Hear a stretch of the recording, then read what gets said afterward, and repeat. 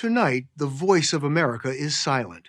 The storied broadcaster was launched in 1942 to counter Nazi propaganda.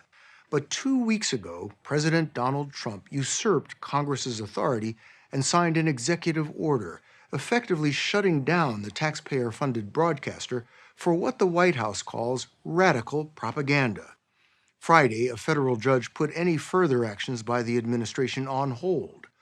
Over the decades, VOA has projected American values globally, and for hundreds of millions, it was the place to find fact-based news about America and the world in their own languages. It all came crashing down in a single day. The story will continue in a moment. When I heard that 1,300 of my colleagues had been suspended immediately with pay in an email saying that they couldn't do any more work, couldn't go into the building, I knew at that point the voice of America was going to die very quickly. Steve Herman is chief national correspondent for Voice of America, and perhaps its best-known journalist. Americans may not recognize him since VOA is prohibited by law from broadcasting in the United States. People say, oh, international broadcasting, it's archaic, it's obsolete. Why are the Chinese spending so much money and broadcasting in dozens of languages over radio and setting up all these TV services? You know, are they wasting their money? I don't think so. VOA is probably the best bang for our buck that we have in terms of public diplomacy. I'm in the middle of an intersection in downtown Namie. After joining VOA in 2002 as a Tokyo-based foreign correspondent, Herman spent the next 15 years covering the globe for America's flagship international broadcaster before landing at the White House in 2017. He told us he decided to take the job as a federal employee because of VOA's charter, which requires accurate, objective reporting and sets a firewall to protect the editorial independence of its reporters from political meddling. I've met people, even in North Korea, who have said, when they first started listening to it, and they heard it's from the United States, that it must be propaganda, because that's what their broadcasters do. And then they heard us talking about America, warts and all, and they also heard us reporting about their own country and telling them things that they could verify with their own eyes that their own media wasn't telling them. And a light bulb goes off when they realize what it is like with the media in the United States, that you can criticize your own government, have opposition politicians on the air. That doesn't happen everywhere in the world. Our mandate was never to present the administration story. Our mandate was always to present America's story. Patsy Widakuswara is VOA's White House bureau chief. A native of Indonesia, she started working for VOA in its Indonesian service in 2003. Growing up under the dictatorship of President Suharto, she understands the value of VOA. What's the size of the audience? All around the world, it is 360 million, weekly unduplicated. Listening and watching VOA. Multi-platform, television, radio, digital, social media. Hujambo na karibu kwenye And 86% of its worldwide audience tell pollsters they find VOA trustworthy. 2 weeks ago, those millions of viewers and listeners were getting daily news in 49 languages. Turn on VOA today, you get this on a loop.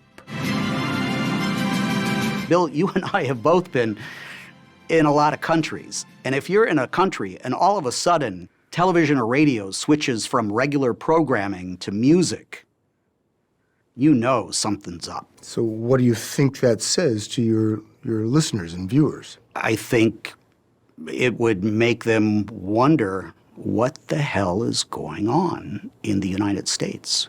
Hier spricht eine Stimme aus Amerika. The Voice of America spoke its first words during World War II, beaming German-language broadcasts into Nazi Germany to counter Hitler's propaganda machine. During the Cold War, it expanded in Eastern Europe, the Soviet Union, and China to challenge communist disinformation with straightforward reporting on American life and politics, our highs and lows. An approach President John F. Kennedy praised at VOA's 20th anniversary. We compete with other means of communication, of those who are our adversaries, who tell only the good stories. But the things that go bad in America, you must tell that also. With bipartisan support, VOA grew to spread American news and values across the globe. My fellow Americans and fellow citizens of the world, this is Ronald Reagan, President of the United States, speaking to you live from the broadcast studios of the Voice of America in Washington, D.C. VOA told the Chinese people about the military crackdown on pro-democracy demonstrators in Tiananmen Square and the deadly COVID outbreak in Wuhan when their own government wouldn't. It beamed reports into Iran about the democracy protests in 2009. It told the people of North Korea about their government's gulags and Russians about atrocities in Ukraine. VOA has been supported by every president since 1942, Republican and Democrat, all but one. If you heard what's coming out of the Voice of America, it's disgusting. What things they say are disgusting toward our country. That was President Trump in 2020. He complained VOA's coverage of the COVID epidemic parroted Chinese propaganda. 2 weeks ago, the White House released a statement called The Voice of Radical America, listing a dozen specific grievances, like VOA reports on white privilege, transgender migrants, and Hunter Biden's laptop. They've got national security risks inside this agency. Yeah. The rot is so bad, it's like having a rotten fish and trying to find a little portion you can eat. It's unsalvageable right now. In February, President Trump installed Kari Lake of Arizona, a former TV anchor who lost 2 statewide political races, as senior advisor at the Agency for Global Media, the entity that oversees VOA and its sister services covering Europe, Asia, the Middle East, and Cuba. She says they've grown too large. We are going to be slimming this agency down, way down. It's going on an Ozempic diet. VOA's budget is $267 million a year. Lake is now moving to implement President Trump's executive order to eliminate the broadcaster to the maximum extent consistent with applicable law. We asked Lake for an interview to discuss her findings and plans for VOA. She declined, responding, "I won't do an interview with a disreputable news outlet like 60 Minutes. You are a rude, terrible person. You shouldn't be working for CNN. The president has a well-known animus toward the press, but he seems to hold special disdain for Voice of America. Under his administrations, Steve Herman has been investigated twice for his copious social media posts, including this link to a critic of the dismantling of USAID, which one senior administration official suggested was treasonous.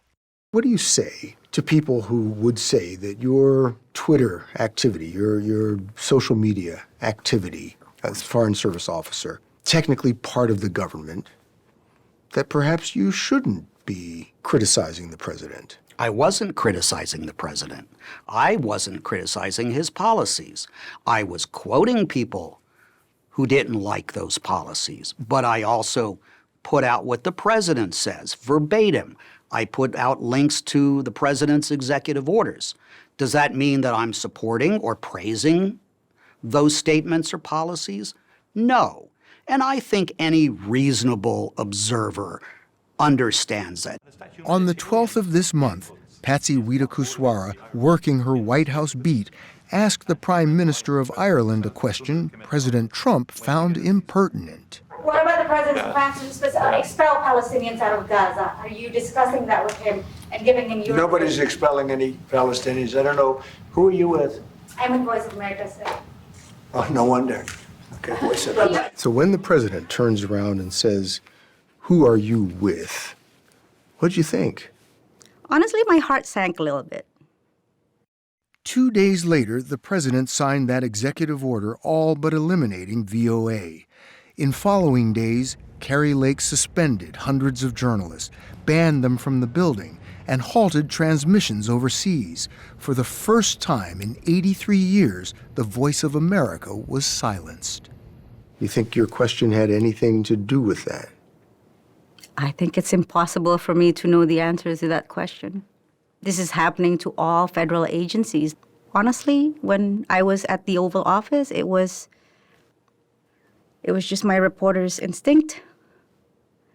And I wasn't thinking about anything else. It was just doing your job. Two world leaders in front of me. What am I going to do if not ask the questions? Steve Herman questions whether the president's executive action is legal.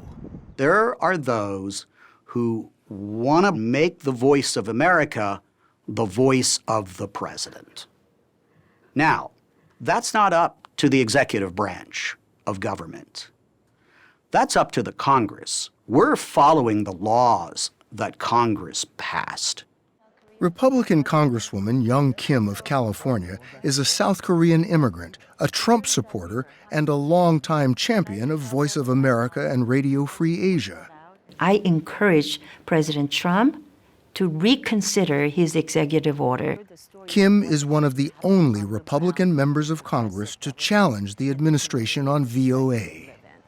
When we are in an information war and we stop broadcasting into those repressive governments and into repressive societies, they're not going to hear the truth.